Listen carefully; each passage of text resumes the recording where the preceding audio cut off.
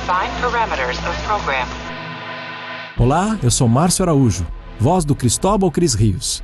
E você está ouvindo um podcast da Rede Track Brasilis.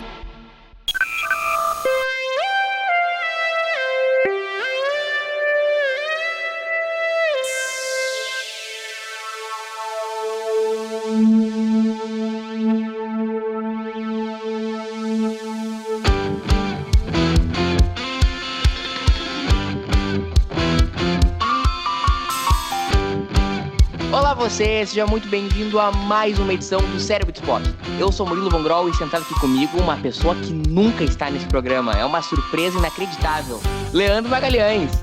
E aí, pessoal, tudo bem? Estamos aqui mais uma vez para dar continuidade nessa maluquice nossa aqui.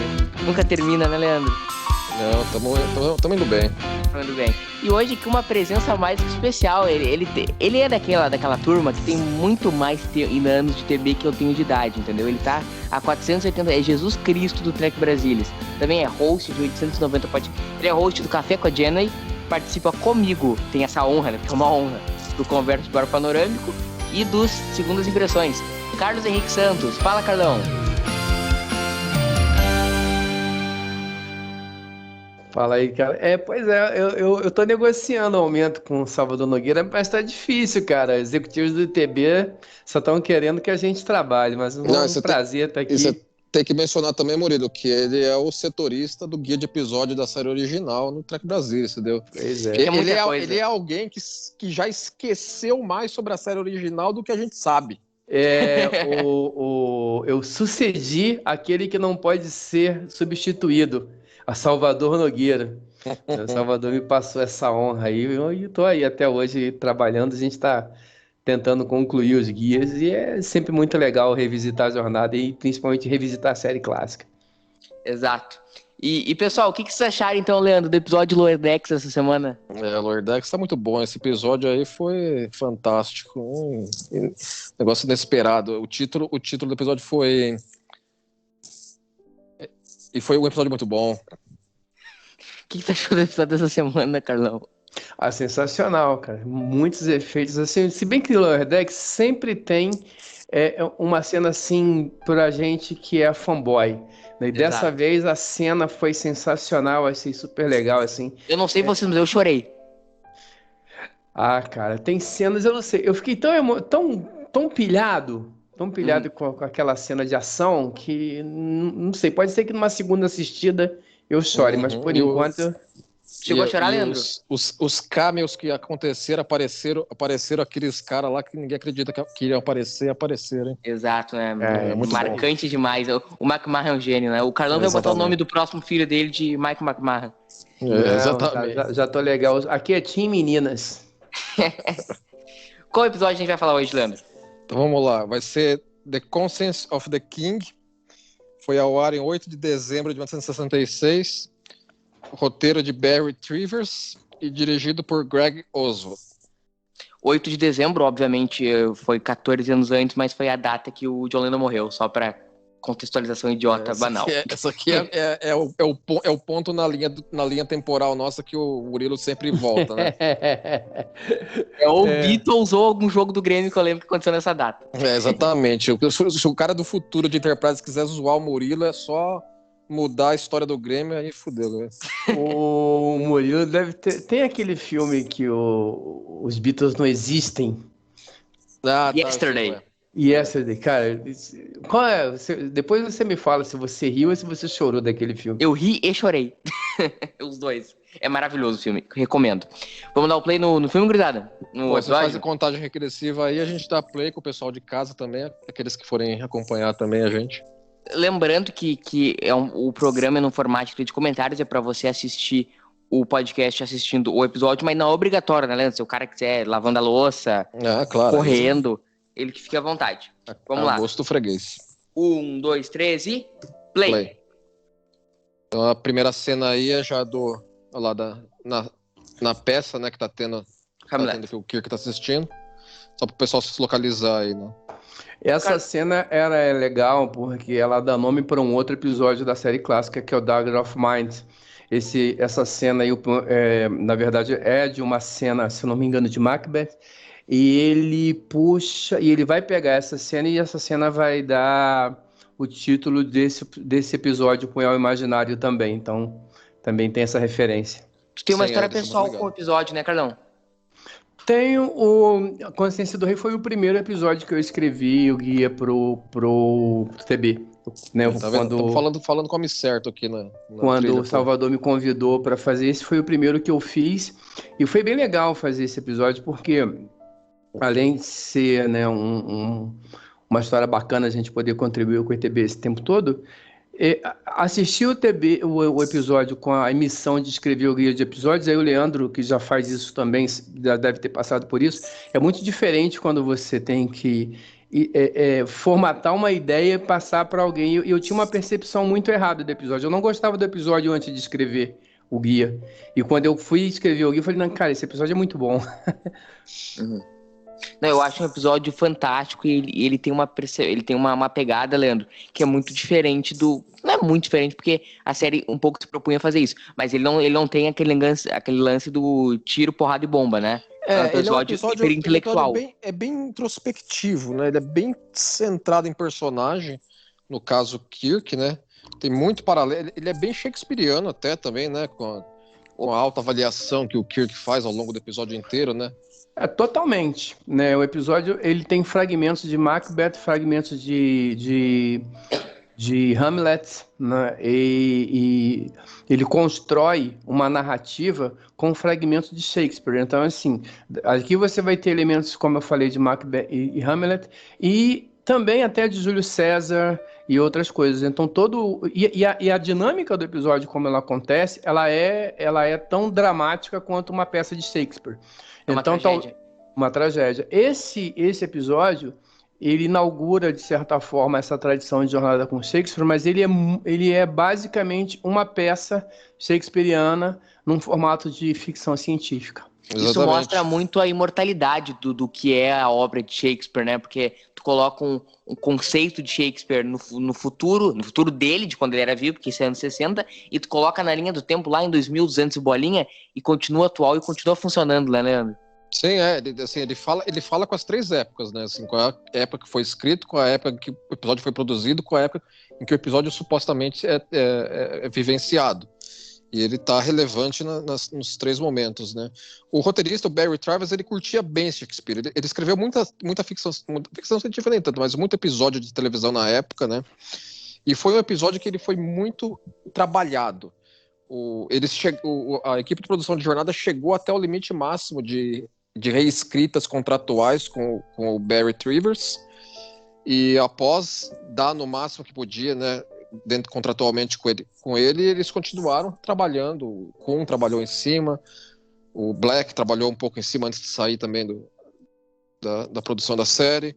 Isso é uma coisa interessante de falar. Eu acho que esse foi o primeiro episódio que o Gene Coon assina como produtor, né?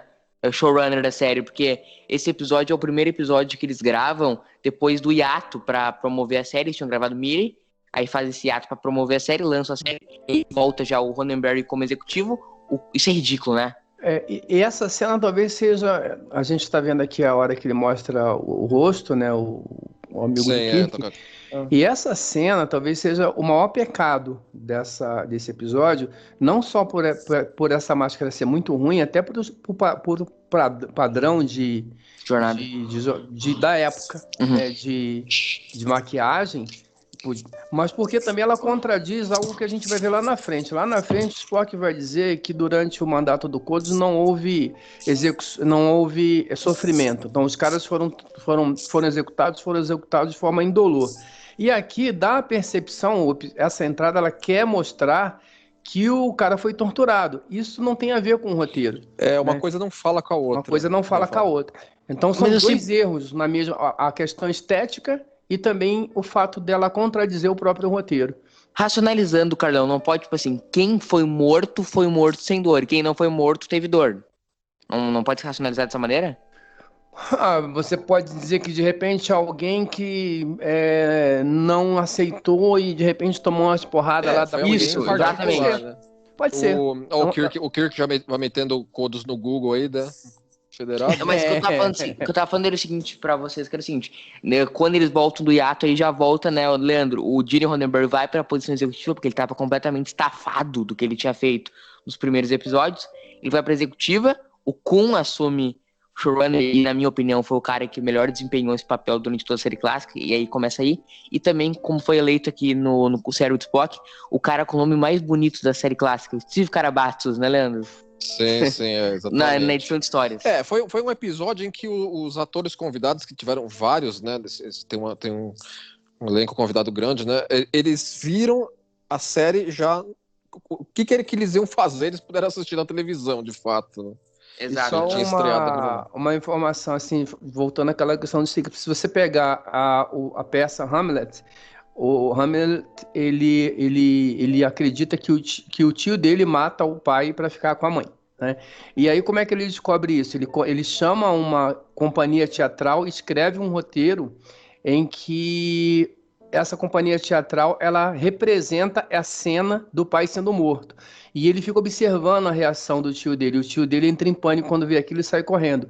E essa relação que a gente tem, e a mesma cena que está sendo representada lá no início, né? E agora eles estavam falando aqui sobre a companhia teatral Caridgeon, que representa Shakespeare. Então, pequenos detalhezinhos, pequenas sutilezas que tem nesse episódio em relação ao Shakespeare e à obra dele. Você vê que muito profundo, né? É bem colocado, assim, elementos do Shakespeare internos do episódio e no próprio roteiro, né? No que está acontecendo aí, que eles estão tratando com uma companhia de teatro shakespeariana e com o que eles estão vivendo. Eu vou fazer uma pergunta pra vocês aqui, que é uma coisa que eu nunca entendi nesse episódio, acho que o Carlão pode me explicar. Os caras falam que teve 9 testemunhas oculares, né? O evento. Que é, inclusive vale o Kirk, depois o Tenant Riley, o Galo aí, e depois 6 pessoas que já foram mortas. Se eles têm as fotos do Kodos, por que só quem era testemunha ocular poderia reconhecê-lo?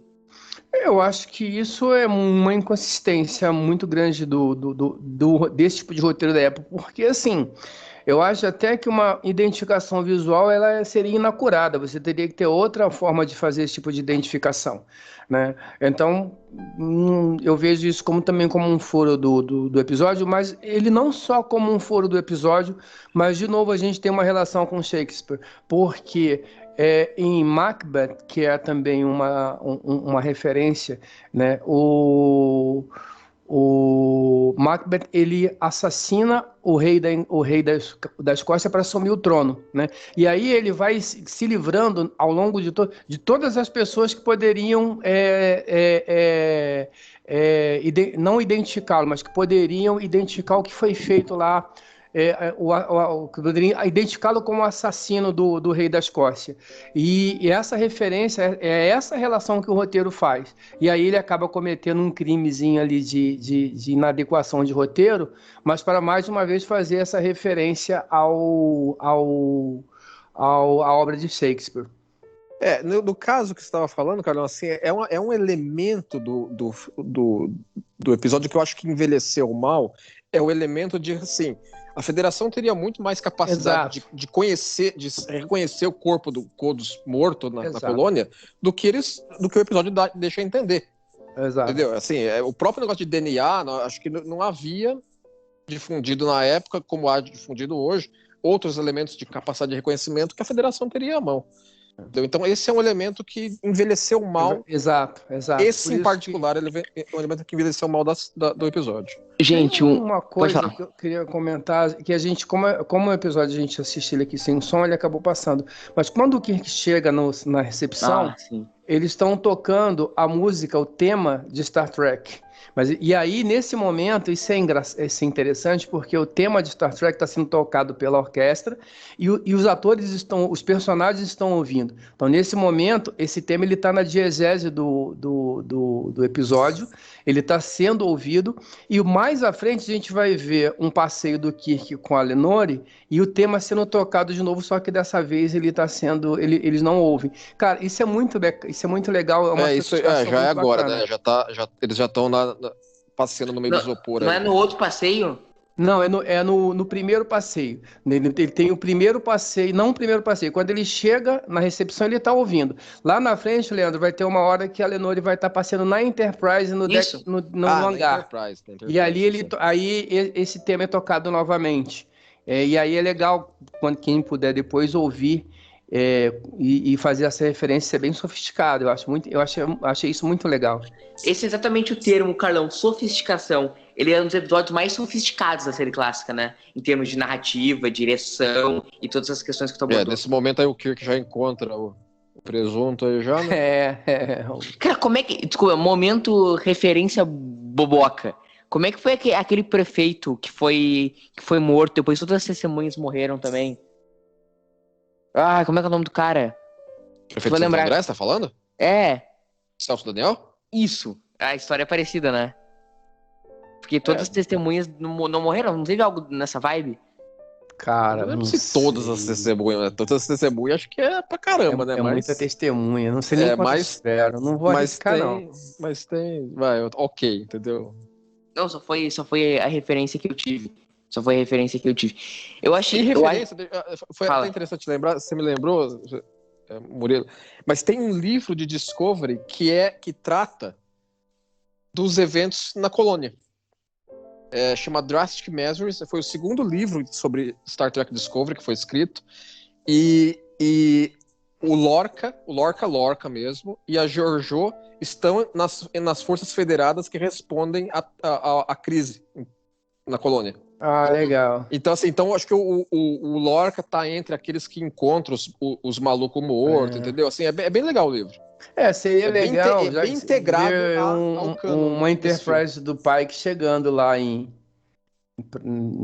nessa situação também, né? Seria Eu acho que não dá Strange por, Worlds. acho que não dá por linha do tempo, Carlão. Mas linha eu do tenho, tempo, eu tenho certeza que seria Stranger antes. Roads vai ser cheia dessas referências. Estando podendo ser encaixado, né? Ah, vai. Não, porque é isso que ela se propõe a fazer, né? E aí o Kirk já tá suspeitando da merda, né, ô Leandro? Ele já, assim, não tem coincidência aí que ele já fareja, né? Daí eu acho que ele interessante- ficou é com interessante remorso ver. do amigo dele ter morrido. Pô, mas será que o cara tinha razão e eu não fiz nada e o cara morreu pela minha omissão, né? Sim, nesse ponto aí, o Kirk, ele tá muito mantendo as cartas perto do peito dele. Isso é um pouco arbitrário do episódio. Isso aqui porque é outra ter furada coisa na frente, né? do episódio pra mim, é o fato da Lenore se teletransportar pra Enterprise. Assim, ela resolve, se teletransporta, because chega na reasons, sala, né? e lá os caras anunciam que ela tá lá, né, na sala de transporte. Isso aí Não, eu acho um absurdo, ô, Carlão, e acho que tu vai concordar comigo que tu vai chegar nessa área de frota militarizada e tal. É um absurdo a mulher vir na ponte, né? E o Kirk ficar flertando com a mulher na ponte, né? Não, eu acho que é uma questão sexista, eu acho que não deveria, mas eu acho que aí essa questão do Kirk com a Lenore, ela é mais bem resolvida. O Kirk, ele não vai tão assim, igual em outros episódios, e eu acho que ele não vai tão pesado assim. E nós temos também a questão de que a Lenore tá jogando. Exato, os dois estão jogando. É que nesse momento a gente não sabe. Os dois estão jogando, né? Então Não, eu tudo bem, acho mas que aí tu vê isso acontecendo num navio da Marinha Americana, o capitão Aí é que vindo... tá. Não, tem várias Essa coisas que não essa cena acontecem, aí, né? Murilo, essa cena aí, em particular, que a gente tá conversando, ela em outra série de jornada não aconteceria, porque ela aconteceria no Red Room do capitão. Coisa que não tinha na série clássica. Maybe. Essa cena aconteceria num Red Room se fosse na nova geração, por exemplo. Tem uma coisa meio sinistra nesse episódio que a gente abordou, nessa cena, nessa sequência que a gente abordou levemente aqui no episódio sobre Miri, que é o seguinte, né? Essa sequência, ela tem a última aparição da Grace Lee Whitney, Carlão, enquanto ordenança, Rand. Acho que é nessa cena, inclusive, né? Daqui a pouco, né? E é meio sinistra porque tem algo muito sinistro na relação com esse episódio, porque é o seguinte, na festa de encerramento do primeiro ato das gravações, que foi quando terminou Miri, aí fizeram aquilo que eu falei, fizeram um hiato, e aí fizeram... É o último Ela momento dá aquela olhada assim. Exato. Que é essa aí, né, mano? E aí, tipo, seguinte, até a gente comentou esse episódio de Miri, conta a história, eu até fiquei sabendo através do Salvador Nogueira, que ela teve um encontro nessa festa com um executivo da Desilu, que era a produtora da série, E aconteceu algo lá que eu não vou dizer o que é, porque eu não, ninguém sabe ao certo o que é, mas que após isso acontecer, esse diretor pediu pra tirá-la da série. E nesse roteiro específico, ela tinha bastante papéis, ela tinha bastante cenas. E que veio uma ordem lá de cima pra produção da série pra cortar ela. E ela tava paga, não Exato. tinha porquê, assim, Ela foi paga igual, como de maneira prática de removê-la. O que tu acha disso, Carlão? Tu acha que ela faz falta nesse sentido? E é uma história assim meio sinistra, né? E mostra como é que era a indústria nos anos 60. Não digo que só nos anos 60, não. Acredito que esse tipo de coisa deve acontecer até hoje. Meia gente que não sabe das histórias, né? Porque, na verdade, é um elemento muito complicado e muito competitivo e muito nocivo, né? O próprio Chatham, as histórias do Chatham, que ele ficava lá contando falas das outras pessoas e as pessoas não gostavam muito dele, e não é uma coisa relativamente comum. Assim, eu tenho uma simpatia pela Grace e uma grande chateação pelo que aconteceu com ela, e fico feliz que ela tenha voltado depois em Jornada das Estrelas do filme, e tenha tido pelo menos uma participaçãozinha, e acho que ela aparece também em Star Trek 6, não é isso? Sim, aparece. Ela aparece em vários filmes, eu diria, tá? até. Não só então, acho que é um reconhecimento que eu acho interessante. Ela se reencontrou com a franquia, acho que de uma maneira positiva. Ela aparece no episódio de Voyager também. Exato. Lá no que eles voltam com o Tuvok, né, na época do Sulu. São coisas legais, eu acho interessante quando acontece. Mas como personagem, não. Como personagem, acho até que acho que não ter essa relação da Grace com o Kirk, realmente eu acho que faz bem para a série. Eu acho que é melhor do que tê-la, né? Nada contra a pessoa e nem contra a personagem, mas eu acho que ter um capitão ali preso a uma pessoa, acho que seria ruim pro desenrolar da série. Nós temos uma cena em particular aí, só chamar a atenção aqui, que tem uma linha de diálogo do McCoy aí, que eu admiro que ela não tenha sido removida. Eles retrabalharam tantas vezes o episódio e não removeram em nenhum momento essa cena. E agora eu sei porque eles foram conquistados. O McCoy está se referindo aos vulcanos. É uma linha de diálogo que meio que dá uma truncadinha em como seria a relação vulcano-federação. Quer dizer, que na época que foi escrito a gente entende, não tinha ainda bem definido o que era a federação. Mas ela fica meio estranha. Mas eu nunca vi como uma piada, eu acho uma piada. Ela fica sendo como uma piada. Eu não entendia como os vulcanos serem conquistados pela federação, mas para mim tem relação com coisas anteriores. Tipo, não, né, com o passado de Vulcano pré-federação. Vocês lembram quando o embaixador Vulcano em Star Trek 4 fala que os vulcanos são os capangas intelectuais dos humanos? Algo assim ele fala. As marionetes intelectuais, o embaixador Clinton. Tem uma frase famosa. Isso, e pode ser algo nesse sentido, devia ser uma piada, até um pouco preconceituosa que circulava na época, e aí ele fez essa piada. Eu queria só fazer duas observações rapidinho. Uma na cena anterior, nessa do McCoy, que eu acho que era legal a gente citar, o seguinte: ali eles estão se degladiando, né? Sim. O McCoy não dá a menor atenção para o que o Spock está falando, mas lá na frente, na hora que o Spock encarar o Kirk, o McCoy vai ficar do lado do Spock, né? Eu acho que isso dá uma demonstração do caráter muito grande do McCoy. Essa cena, E essa cena, Carlão, foi inserida pelo Gene Okun, né, no episódio, e já mostra ele inserindo que talvez tenha sido a grande legado dele na série, que foi ele deixou muito fixa, muito selada a relação Kirk, Spock, McCoy, principalmente McCoy e Spock. Ele trabalhou muito bem isso. E aí a gente vê essa cena no deck de observação, que depois esse deck de observação ele não vai aparecer mais. E nessa cena tá tocando o tema de Star Trek. Vocês acham que essa cena datou? Essa cena é uma cena muito anos 60 de cinema.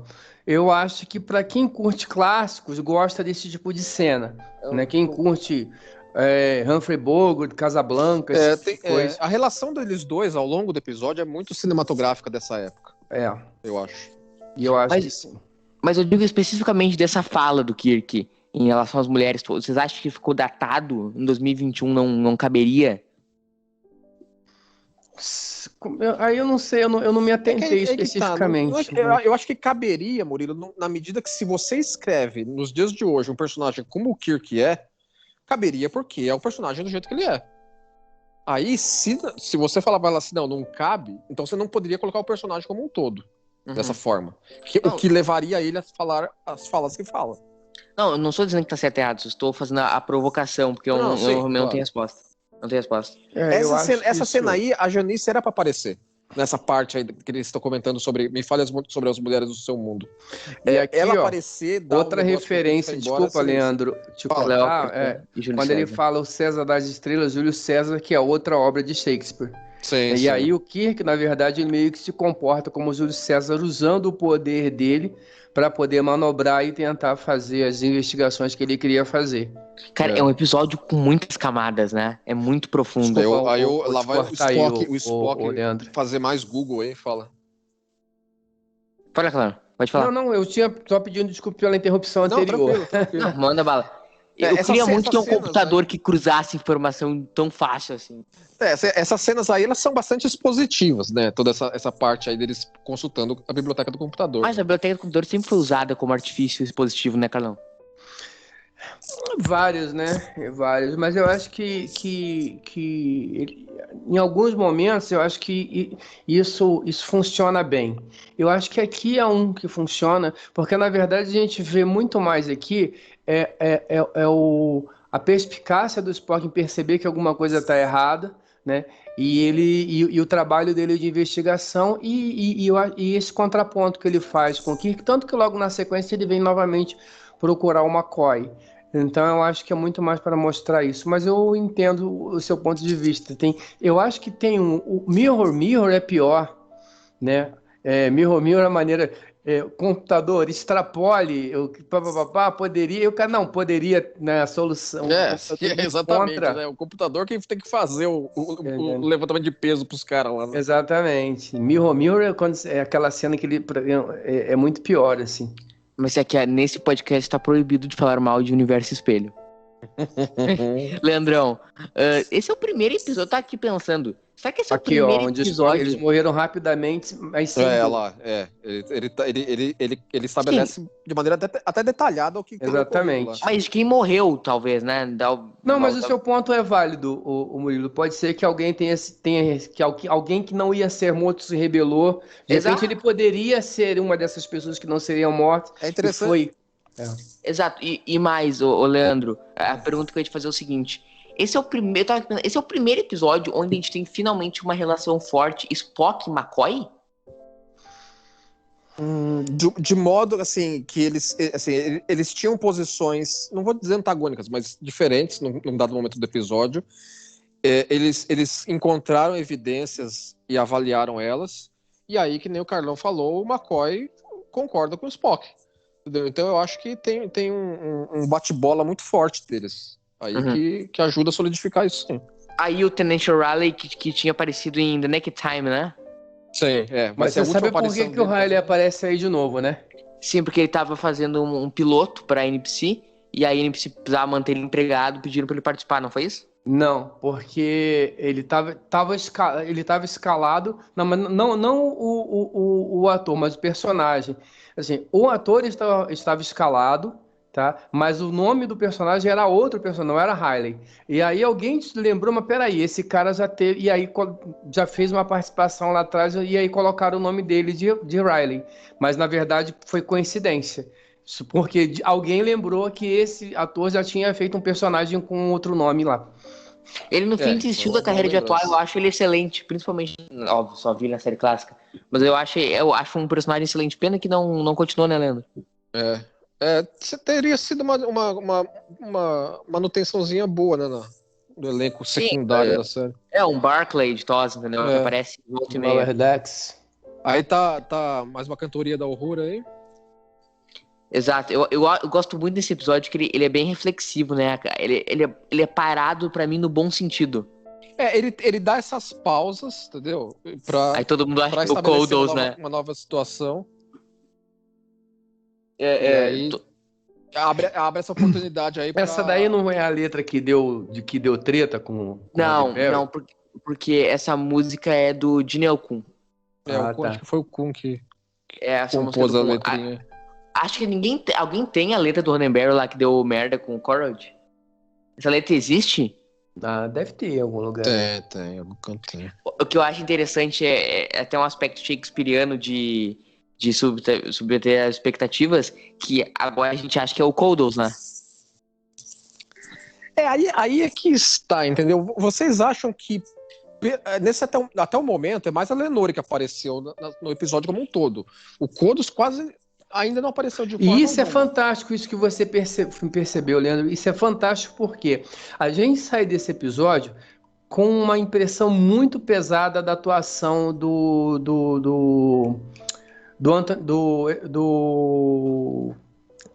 Agora esqueci o nome do ator. É um ator de muitas peças shakespearianas, ele é super Ele sai, mas você sai... Anton Caridan. Não. Isso. Não, esse é o nome do personagem. Do Arnold Moss. Arnold Moss. A gente sai com uma impressão. Mas se você parar para perceber, ele quase só. Ele aparece no começo do personagem, mas ele não interage com ninguém, ele só aparece interpretando aquela cena, né, de teatro. E depois ele não aparece mais no episódio. Ele vai aparecer do meio, acho que. É um terceiro ato já. Terceiro ato do episódio. Mas a gente sai do episódio com essa presença muito grande dele. É um trabalho de roteiro muito bem feito e também do ator também, que foi escolhido com muito critério para fazer esse trabalho. Exato. Eu acho bizarro assim, o que o Veneno faz efeito numa velocidade incrível, né, Leandro? E não é bem veneno, né? O McCoy, o Spock depois fala, né? Acho que é algum lubrificante que a nave tinha. Entendeu? Assim, que ela meteu lá. Então ela nem sabia direito o que era.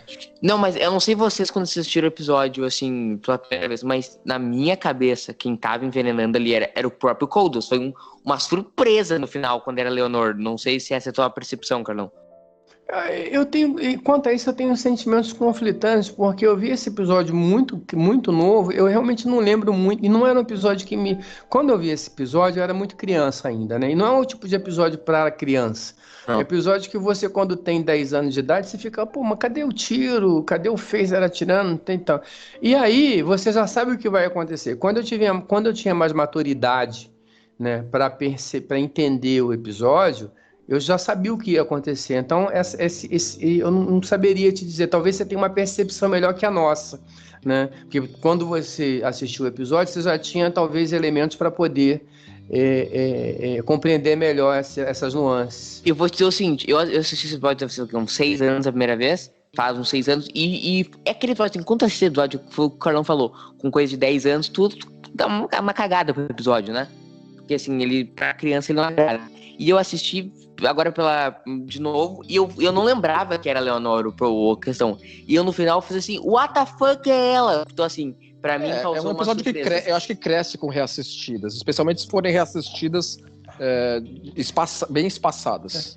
Eu acho que vários episódios da série clássica crescem com reassistidas, à medida que você vai ficando mais sofisticado também, você vai conseguir entender melhor, sim, né? Sim.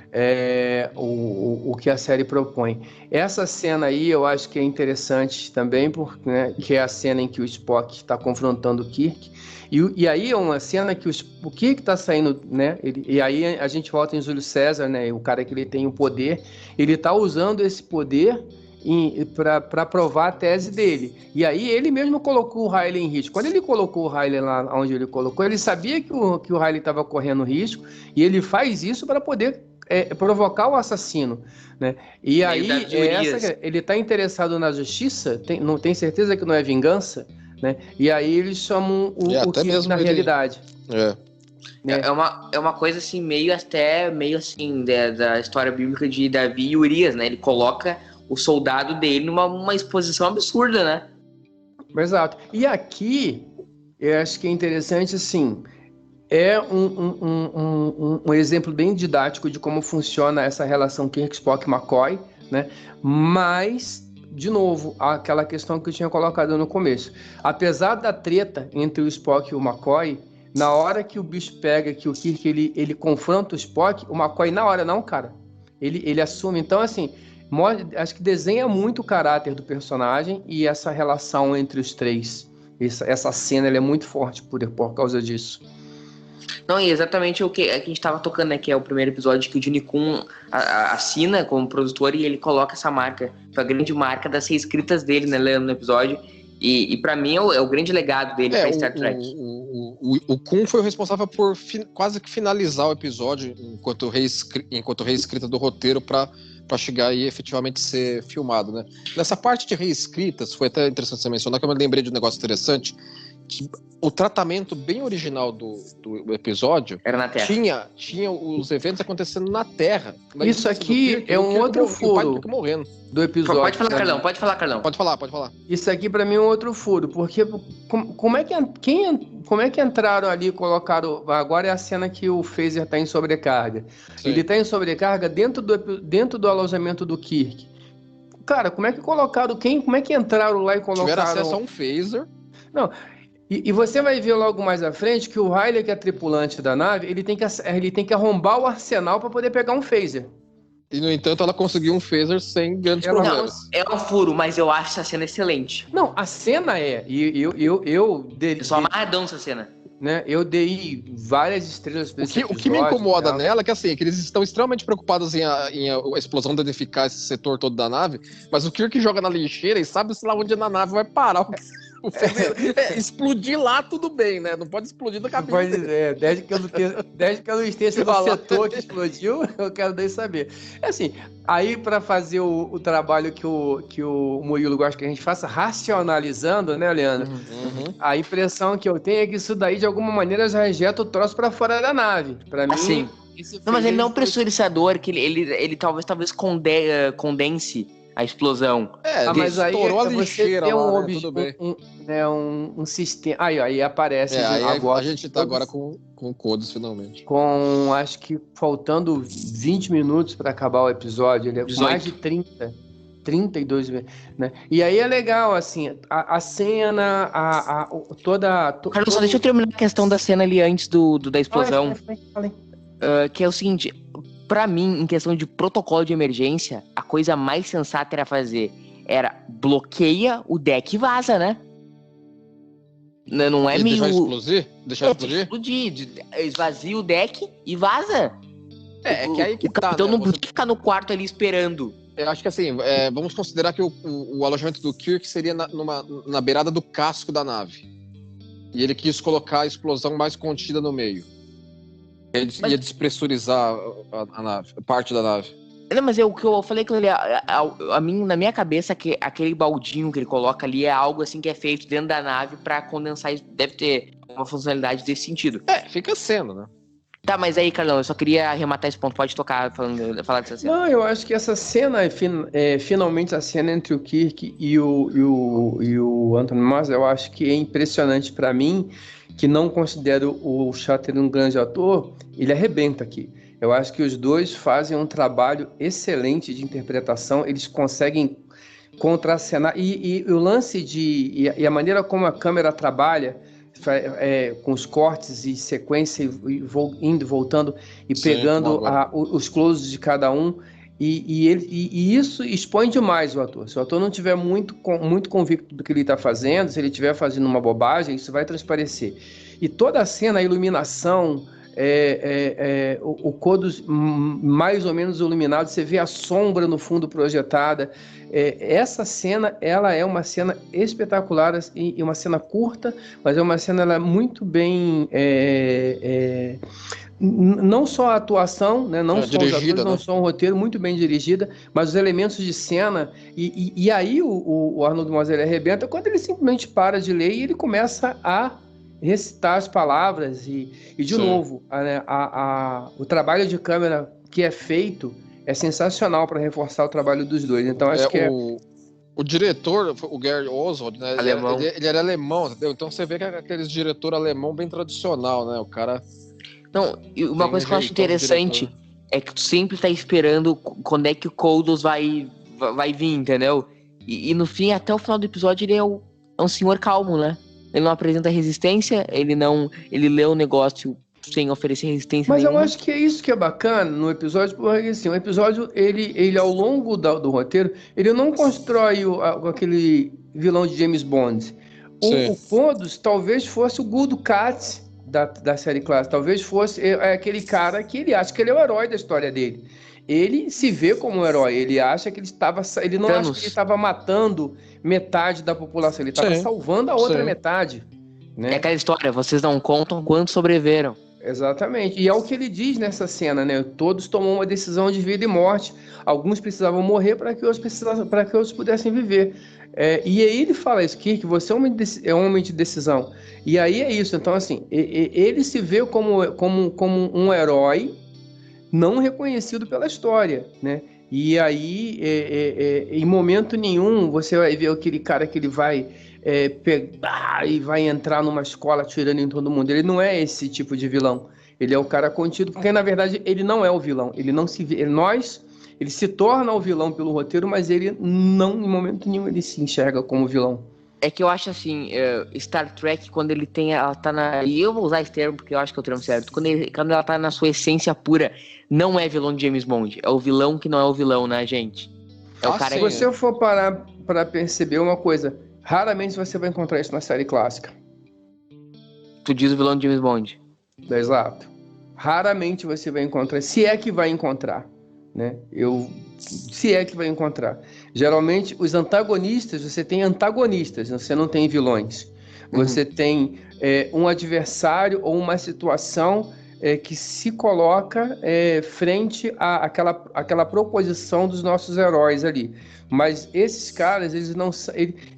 mesmo quando são vilões, o caso do Kodos, o caso, por exemplo, do Khan. O Khan, ele é um vilão? Ele é, mas ele não se acha um vilão. História. Sim, exatamente. Ele acha que ele estava salvando a humanidade, né? Ele se coloca nessa posição. E é diferente, é diferente para o Coringa, por exemplo, que vai assaltar um banco e matar todo mundo. Não é isso. Né? Mas que teve uma recaracterização agora, né? Sim, eu digo de uma maneira geral, né? Eu não vou pegar o último, né, filme, que é bem diferente, mas acho que é essa questão. Você raramente encontra esse tipo de vilão na série clássica. A série clássica tem antagonistas, você tem situações que desafiam os nossos heróis a sobrepor essas situações. Hein? O episódio, ele é linguisticamente bem complexo, né? Ele faz várias referências aí, sendo na fala dela, né, Leandro? Sim, agora eles estão num momento de interação que eles não tinham tido até então, né? Eles estão com as cartas na mesa agora. Exato. Tá tudo resolvido. Eu acho tão fantástico o roteiro desse episódio que, assim, o Kodos, ele é um genocida. É isso que ele é. Mas ele coloca o espectador numa posição, Carlão, que tu termina o episódio numa sensação de quase pena em relação a ele, né?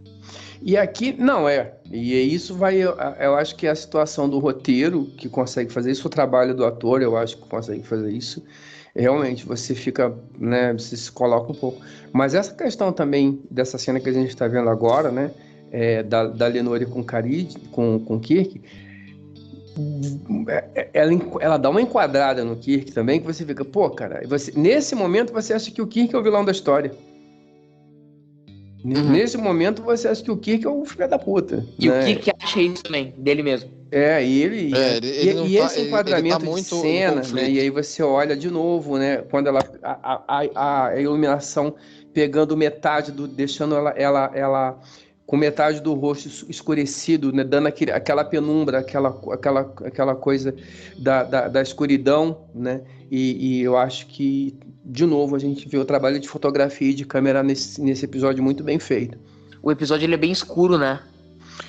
Exatamente, porque ele precisa ser, porque é um episódio sombrio, a iluminação reflete isso, né? E aí o próprio espaço ele é mais sombrio que os outros. Exato, e aí quando você vai olhar, você pega esses episódios, e você vai comparar com o outro, você vai ver que a iluminação ela é mais escura, ela é mais para justamente trazer o episódio para esse tom, que é o tom que vai terminar em drama. E Leandro, isso tudo ajuda a contar a história, né? Todas essas composições que a gente tá falando, no fim, ajudam e compõem a contar uma baita história que nem essa, né? Os caras assistindo a peça na TV Enterprise aí. Não, você tem razão, entendeu? Inclusive, a parte da iluminação, ela é até inserida no episódio, naquela cena que eles estavam no observatório lá, porque ela pergunta, né? se ele havia mudado a iluminação da nave. Ele falou, não, a iluminação da nave, ela obedece a certo critério. Então eles trabalham isso também, né? Não, e isso é legal, né? Do cara dizer que a nave tem uma rotação de horário, isso é bacana. Isso, Sim, né? sim. Até É pra mais uma manter a ideia construçãozinha de... mundo aí. E pra mim De noite. é uma coisa muito bem feita no sinal passo, que sempre tu tá numa missão de 5 anos, tu tem que tentar manter uma civilização mínima, né? Uma Até porque o nosso civilidade. organismo responde a isso, né? Uhum. Ele responde, né, por essa forma.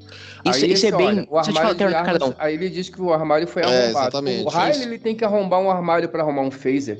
Mas ela conseguiu um. Mas ela não pode ter pego um na colônia? Mas ela não entrou na. A não ser que ela trouxe no equipamento da produtora aí, Ela né? tem que ter trazido um, passado pela guarda, entrado no exatamente. aposento do Kirk, colocado o phaser. E os phaser, o que a gente viu Mas pra quem até tava hoje... planejando tanto isso, não é impossível. Não, mas o phaser do que a gente viu até hoje, toda vez que o cara coloca sobrecarga, coloca e são segundos.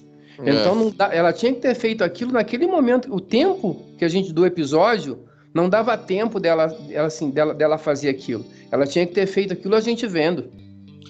Sim, tu tem razão. Só queria terminar a questão que eu não consigo comentar, a questão das horas.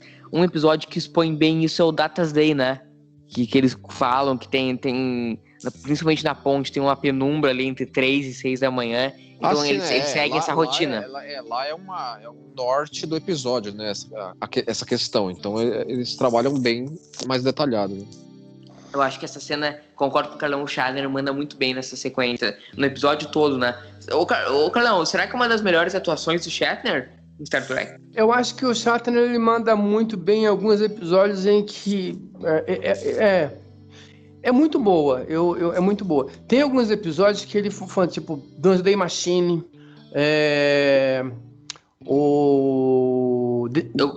Eu gosto muito dele em A Procura de Spock.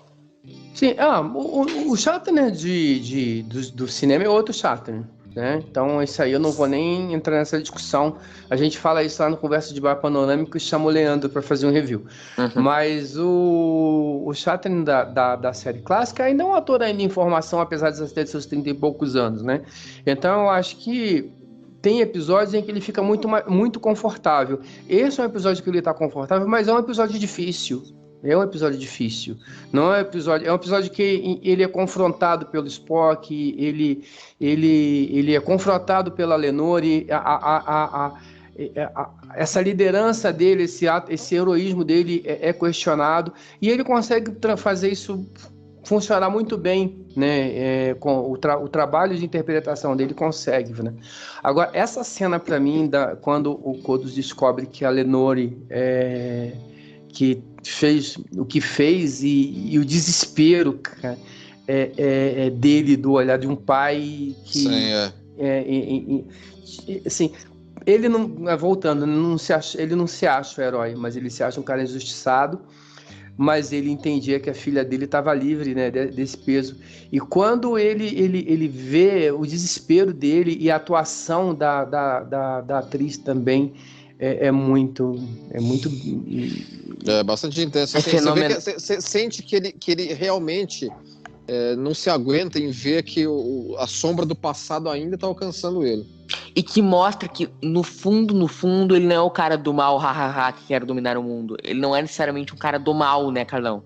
Não. Ele tomou uma decisão errada, muito errada, mas eu talvez tenha se arrependido mas aí entra numa questão que é a relação de um pai com uma filha, né, ou de um pai com um filho, de alguém que entende que ele tem um carinho e ele não gostaria de ver a filha dele sofrer pelos atos do que ele...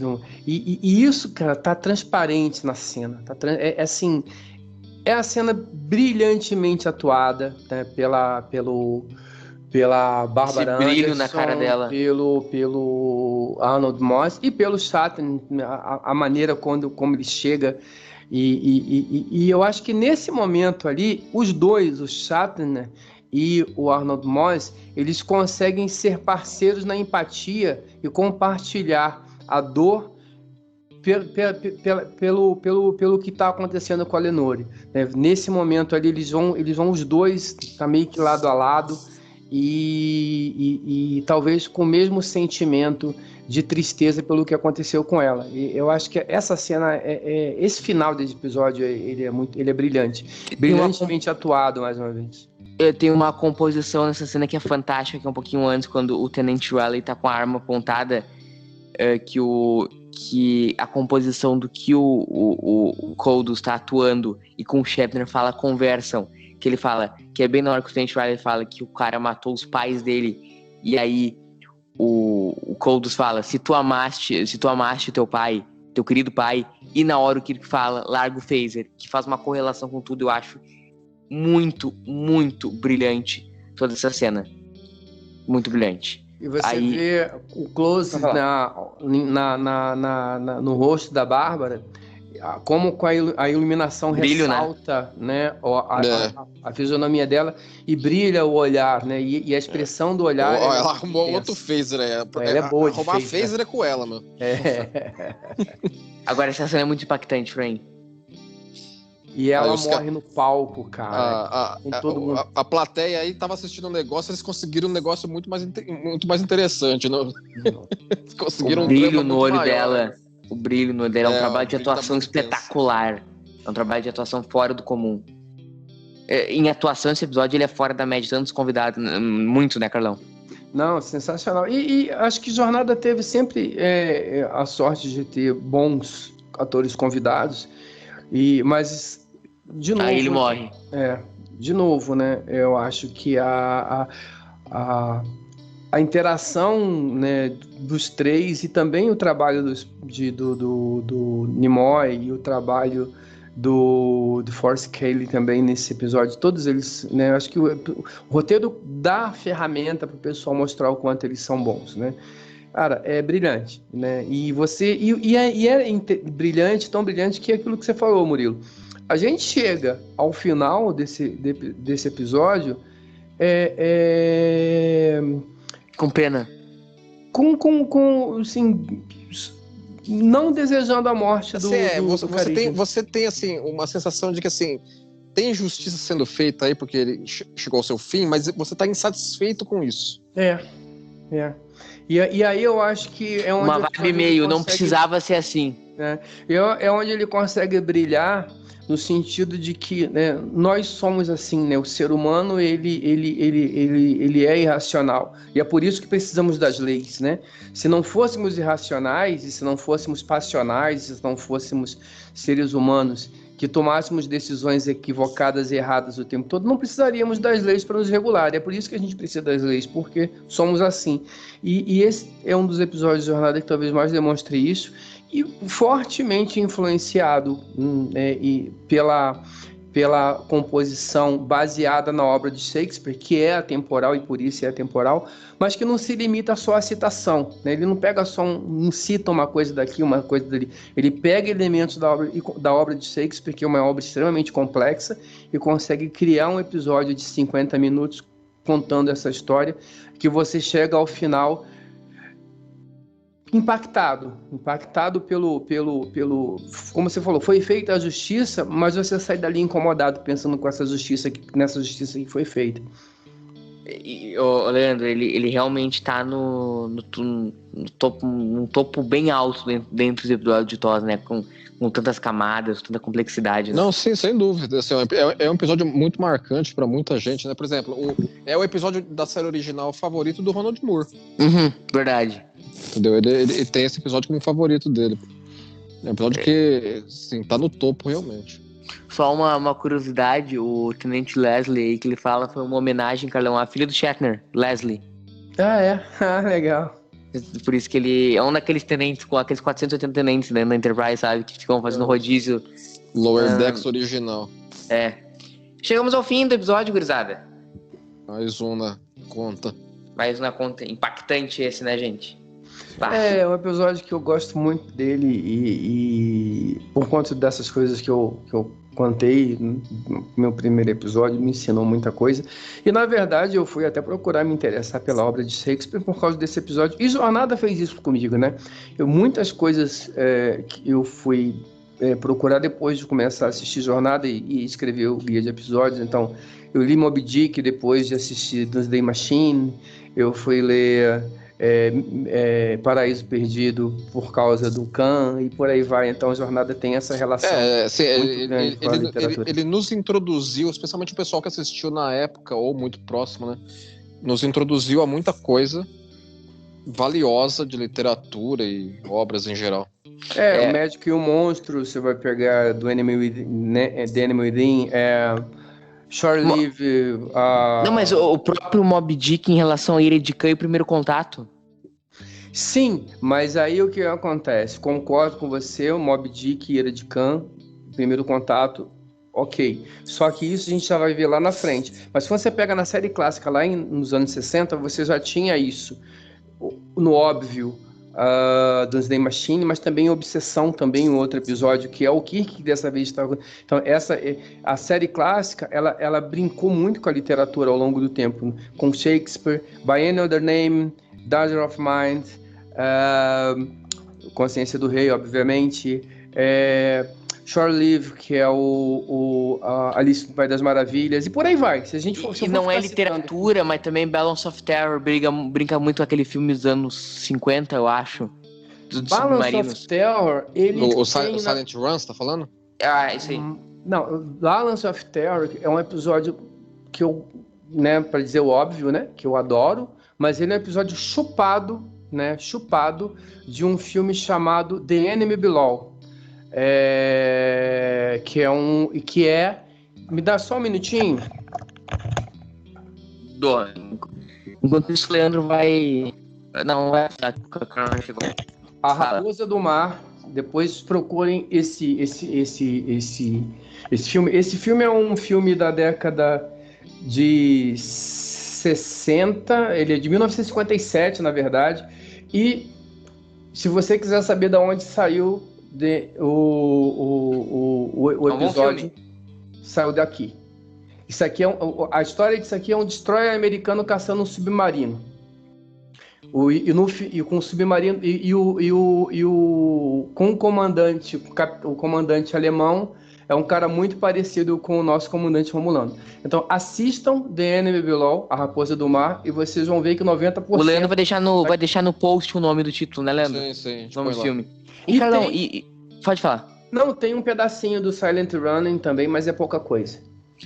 Cara, onde é que tá a linha tênue aí entre plágio e inspiração e Consciência do Rei não é um plágio de Shakespeare, ele traz a alma de Shakespeare pra dentro do episódio, funciona e é brilhante.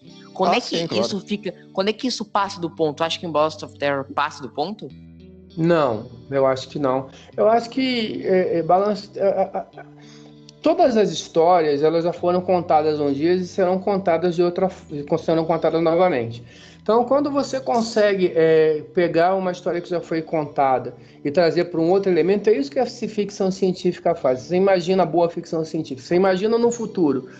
No futuro, se isso acontecer, como seria? Então, se a gente tivesse, né, talvez uma situação dessa, eu acho que o Balance of Terror, ele meio que explicita essa situação. Assim, talvez não fôssemos tão diferentes assim, né? E eu acho que o Balance of Terror, ele tem essa coisa de conseguir trazer para um episódio de TV algo que no cinema não era uma coisa tão abrangente na época. Então eu não vejo como plágio não, e ninguém vê, né, um episódio que ele tem vida própria. E se fosse assim, por exemplo, a gente poderia dizer... E eu acho que ninguém diz isso, eu acho que é lugar comum dizer, por exemplo, 20 mil léguas submarinas inspirou a Viagem ao Fundo do Mar. As Viagens de Gulliver inspirou Terra de Gigantes. A Robinson Crusoe inspirou a família Robinson e Perdidos no Espaço. E a gente pode dizer também que a Máquina do Tempo inspirou o Túnel do Tempo. Então são maneiras diferentes de popularizar histórias que eu acho que valem a pena sempre ser recontadas. Sem dúvida, com certeza. Fantástico. Vamos então, gurizada, para as considerações finais do episódio. Peraí, você quer fazer a consideração final ou quer fazer o quadro? Faz o quadro. O nosso quadro aqui, como esse episódio teria acontecido na Kelvin Timeline, se teria acontecido.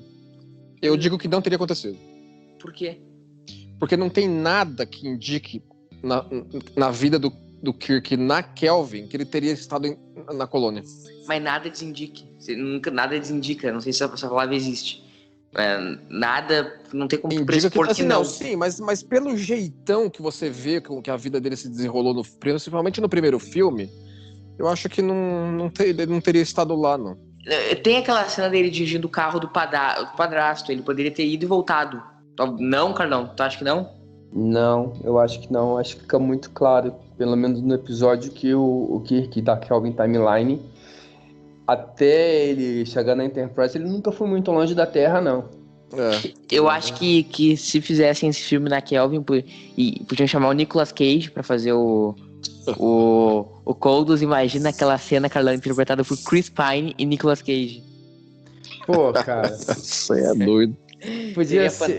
É que já foi embora, né? O nosso Sean Connery, já pensou fazendo? Seria sensacional.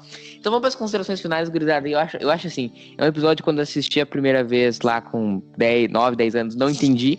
E é um episódio que, de acordo com como eu vou amadurecendo e vou maturando as minhas ideias de vida e de cinema, ele foi e vai evoluindo muito. Tenho certeza que nas próximas reassistidas ele vai ser ainda mais fenomenal e eu vou ainda captar cada vez mais sentido e mais coisas nele. Leandro, considerações finais. Não, é um episódio realmente muito bom, eu gosto muito dele. Que, como eu falei, ele cresce de uma assistida para outra. A última vez que eu assisti ele foi na época que eu li o livro, que eu me referi agora de Discovery, tem uns 2, 3 anos, então ele não está muito distante de assistir da minha, não. Mas toda vez que eu vejo ele, a gente pega nuances diferentes que talvez não lembrasse da visita anterior a ele. Antes das considerações finais do Carlão, agradecer ao Carlão, né, Leandro? Pela presença e já deixar convidado para uma próxima, né, Carlão? Né, Leandro? Tem que estar.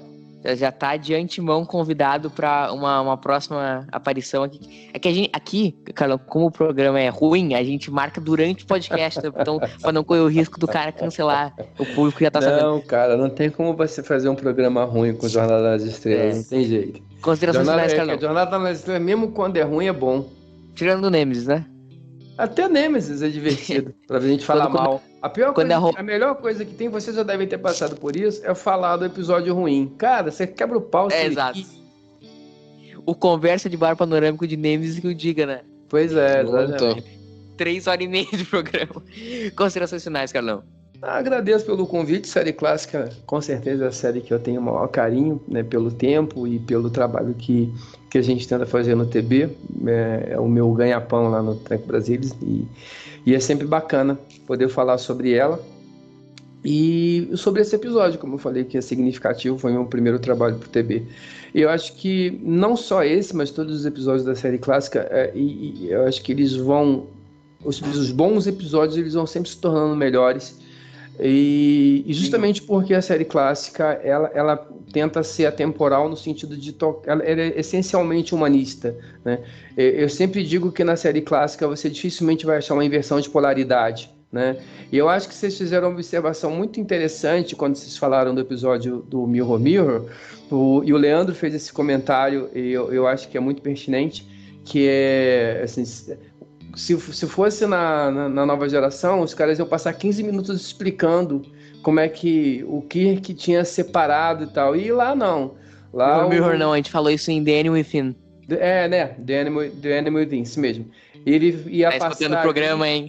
Não, mas eu lembro do texto e é exatamente isso. Ele ia passar ali uns 15 minutos explicando essa questão. E a série clássica não é assim, né? A série clássica, olha, pô, cara, tem um problema, vamos resolver, ponto. E aí, o que acontece em volta, que é o... E eu não estou criticando a nova geração. Eu acho que é importante que cada um tenha a sua forma de resolver as coisas. Mas talvez isso explique um pouco a perenidade da série clássica, explique o fato da gente estar aqui depois de 50 anos, ainda revisitando episódios e conseguindo se divertir com eles e ainda fazendo especulações. Então, Sem dúvida, para mim, a série à beira da eternidade. Obrigado pelo convite e estarei aqui de volta quando vocês chamarem. Não, fala que então a gente já tá convidado para próximas vezes, então, aqui para comparecer, porque foi fantástico. Eu acho que é exatamente o que tu falou, porque assim, Star Trek, ela bota o futuro como um pano de fundo para contar uma história, né? E que a essência é contar uma história. Muito obrigado, Carlão. Até uma próxima.